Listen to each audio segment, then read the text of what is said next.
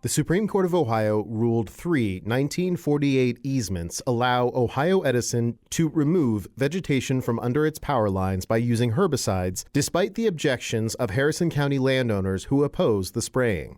In a 5-2 decision, the Supreme Court reversed a 7th District Court of Appeals ruling, which found Ohio Edison could remove vegetation by trimming or cutting it, but could not remove it in any other manner.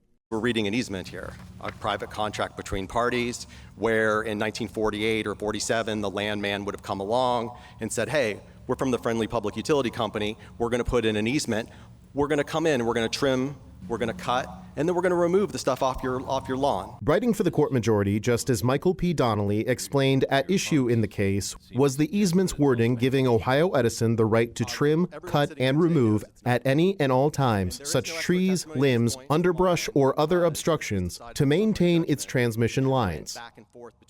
The 7th District ruled the lack of a comma between the words cut and remove limited the power company's options. Could the utility come in and dig up the tree roots or the bush roots, eliminate them and just leave them there? No. Could they dig them up? Yes, if they replace the... Well, where's that under cut, trim, cut?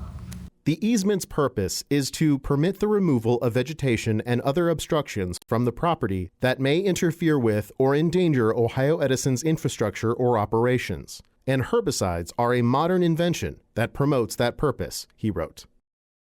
In a dissenting opinion, Chief Justice Sharon L. Kennedy wrote that she agreed the easements allow Ohio Edison to remove objects by means other than cutting and trimming.